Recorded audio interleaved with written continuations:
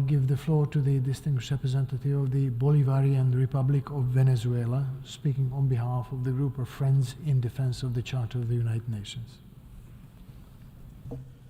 Señor Presidente, Mr. President, the Bolivarian Republic of Venezuela has the honor to take the floor on behalf of the group of Friends in Defense of the Charter of the United Nations. In this context, we reaffirm from the very outset the commitment of its 20 member states to the respect, promotion, and protection of all human rights and fundamental freedoms.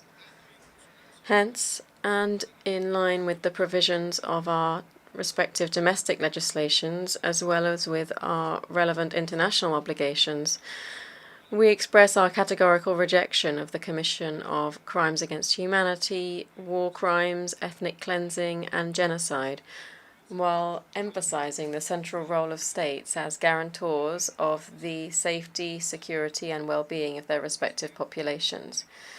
Mr. President, the group of Friends considers the Charter of the United Nations as a milestone and a true act of faith in the best of humanity. It is the code of conduct that has ruled international relations between states in the last 78 years, based on timeless principles that, in addition to being the basis of international law, remain today as relevant as they were in 1945. We therefore call on countries in this General Assembly to uphold the international system with the United Nations at its core, as well as the international order underpinned by international law and the basic norms of international relations, based in turn on the purposes and principles enshrined in the Charter of the United Nations. In this context, we are also of the view that ensuring compliance with and strict adherence to both the letter and the spirit of the Charter of the United Nations is fundamental to ensuring the achievement of the three pillars of our organization, as well as to advancing towards the establishment of a more peaceful and prosperous world and a truly just and equitable world order. Against this backdrop, we express our serious concern at the current and growing threats to the Charter of the United Nations. This includes, for instance, attempts to promote or advance non-consensual and controversial notions, such as, inter alia, the responsibility to protect. Such approaches, coupled, among others, with the growing resort to unilateralism, to claims of non-existent exceptionalism, to attempts to ignore and even replace the purposes and principles enshrined in the UN Charter with a new set of so-called rules that, to say the least, remain unknown and threaten to undermine multilateralism and the UN system as a whole. President, within this General Assembly and the other main bodies of our organization, much attention has been devoted to the importance of prevention. And as a matter of fact, by signing the founding Charter of the United Nations, signatory states committed themselves, among other things, to saving succeeding generations from the scourge of war, to promoting social progress, and to ensuring respect for fundamental human rights. For this reason, no one should be opposed to the ideals of preventing conflict or the commission of serious crimes under international law. Hence, we insist that our group of friends considers that the Charter of the United Nations to be both a milestone and a true act of faith in the best of humanity. Its provisions, which are legally binding on all of its signatories, contain a set of cardinal principles on which we have all voluntarily agreed to conduct our international relations by. They also underscore a sovereign equality of states, self-determination of peoples, refraining from the threat or use of force against the political independence of any state, and non-interference in the internal affairs of another state. Hence, we can't overemphasize that for our group of friends, early warning and prevention must ensure full respect for each and every tenet enshrined in the United Nations Charter, and as well as in the norms of international law. In this context, we consider that instead of pushing for controversial and divisive approaches that have the potential to further increase tensions and mistrust around the globe, the international community should make better and greater use of the tools provided by multilateralism and diplomacy for the peaceful settlement of disputes in accordance with the provisions of Chapter 6 of the UN Charter, and in the interest of jointly addressing common challenges facing us all, insofar as a global community can do so with a shared future. Mr. President, the notion of the responsibility to protect, without any doubt, may have had truly altruistic intentions.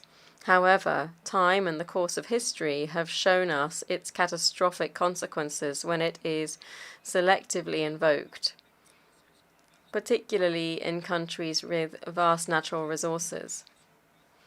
And we shall continue to see more of its adverse impacts as this notion continues to be used or arguably abused for the sake of both promoting and justifying interventionist agendas, disguised by alleged humanitarian purposes that in no way ultimately respond to its claimed intentions. In addition, the definition and the scope of this notion, which is highly politicized and has also raised serious and legitimate concerns for a significant number of states, remains pending within the context of a transparent and inclusive intergovernmental process. Almost 20 years after the adoption of the World Summit Outcome document, doubts persist and many questions remain unanswered, particularly those raised by developing nations. For instance, if the true and real intention is to protect the population, why don't we start by both promoting and strengthening international solidarity and cooperation in fighting poverty, hunger, and inequality? Why don't we start by addressing the root causes of conflict? Why don't we focus on dialogue, negotiation, tolerance, mutual understanding, and respect? Why don't we join in calling for an end to the illegal application of unilateral coercive measures? Why don't we all call for accountability for the multiple crimes committed on a daily basis in the state of Palestine? It is the lack of answers and, in many cases, the deafening silence to such doubts and concerns that reveals that the responsibility to protect is riddled with double standards, and this notion only seems to serve agendas of a dubious nature promoted by certain governments that only seek to sustain domination through, inter alia, the pursuance of neo-colonial practices. These include, for instance, the weaponization of human rights, of the economy, and the international financial system, used as a weapon, particularly against nations that have sovereignly and freely decided to both own their destiny and remain politically independent. And as we look ahead to the possible negotiations on a new agenda for peace, we believe that we should be looking at these controversial notions, particularly notions that have not been internationally agreed, such as the case of the responsibility to protect. President, with these reflections, we conclude by reaffirming our determination to preserve, promote, and defend the prevalence and validity of the Charter of the United Nations. At the same time, we call on all responsible members of the international community to desist from such practices and to once and for all promote win-win cooperation and engage in good faith in order to effectively honor the aspirations of we, the peoples of the United Nations. Thank you. I thank the distinguished representative of the Bolivarian Republic of Venezuela.